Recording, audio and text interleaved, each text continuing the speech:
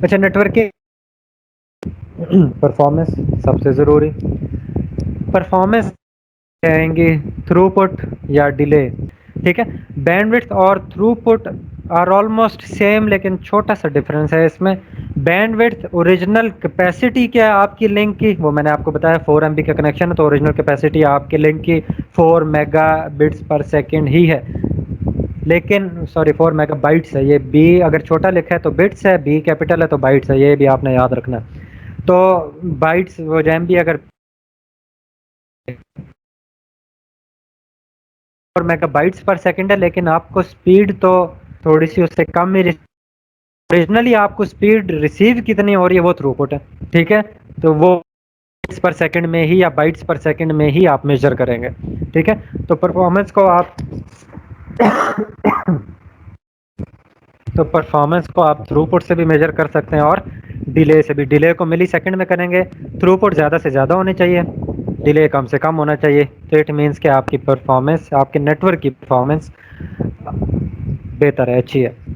اچھا، دوسری چیز اس میں ریلائبلٹی ہے. ریلائبلٹی کو چلو میں ڈیفائن کر لیتا ہوں. Measured by frequency of failure. ٹھیک ہے، آپ کا نیٹ ورک کتنا ریلائبل ہے اس کا کیسے اندازہ ہوگا کہ اس کی فریکوینسی آف فیلئر کتنی ہے. مطلب آپ کا نیٹ ورک فیل کتنی دفعہ ہوگا، لنکس بریک اپ کتنی دفعہ ہوں گے، اور اگر بریک اپ ہو گئے تو وہ ریکور کتنی دیر میں کریں گے.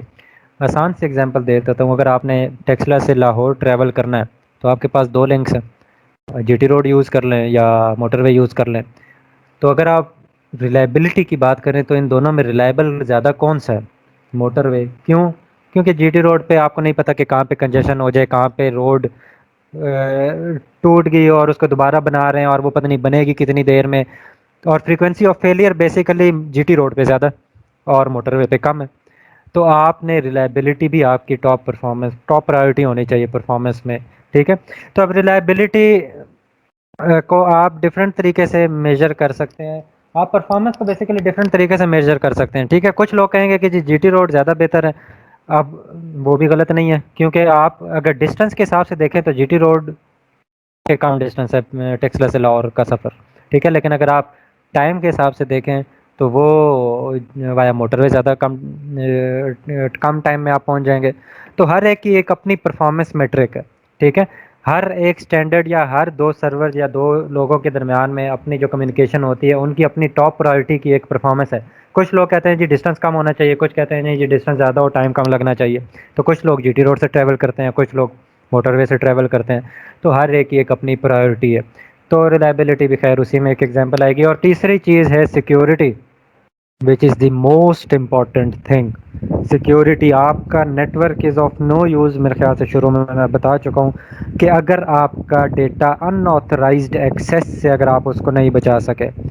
ٹھیک ہے، اگر آپ کا ڈیٹا مس یوز ہو رہا ہے، آسان سی ایگزامپل دے دیتا ہوں. آپ آن لائن یوز کر رہے ہیں نا، آپ فیس بک کو یوز کرتے ہیں، آپ اپنے لاگ ان کریڈینشیلس دیتے ہیں اور آپ فیس بک کو یوز کرتے ہیں. لیکن اگر آپ کو پتہ لگ جائے کہ فیس بک آپ کا ڈیٹا کہیں اور دے رہا ہے تو آپ کیا فیس بک کو اپنا ڈیٹا دیں گے؟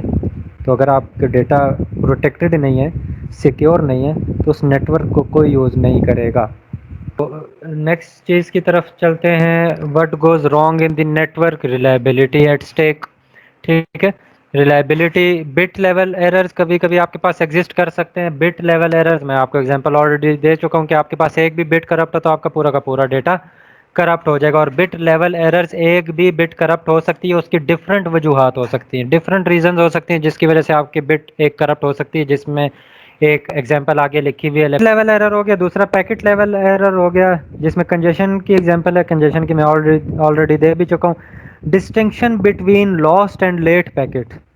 اب یہ بھی ایک پیکٹ لیول کا ایرر آ رہا ہے. فار ایگزامپل سینڈر نے، چلیں آسان سی ایگزامپل دے دیتا ہوں. آپ نے یہاں سے خط بھیج دیا لاہور میں، کسی ایک بندے کو لیٹر بھیج دیا تو آپ نے سینڈ کر دیا. تو آپ کیسے آئیڈینٹیفائی کریں گے کہ یہ جو آپ نے لیٹر بھیجا ہے یہ کہیں گم گیا یا کہیں کسی وجہ سے لیٹ ہو گیا؟ دونوں ایررز آ سکتے ہیں نا، کہ لاسٹ یا لیٹ پیکٹ. اسی طرح نیٹ ورک کے اوپر سرور نے آپ کو ڈیٹا بھیج دیا. ٹھیک ہے، اس نے اپنی طرف سے پیکٹ آپ کو بھیج دیا، ڈیٹا بھیج دیا. کیسے آئیڈینٹیفائی کریں گے آپ بھی اور وہ بھی کہ یہ ڈیٹا سینڈ ہی نہیں ہوا، یا ہوا ہے تو لیٹ ہو گیا، یا لیٹ بھی نہیں ہوا لاسٹ بھی ہو گیا، کہیں گم ہی گیا؟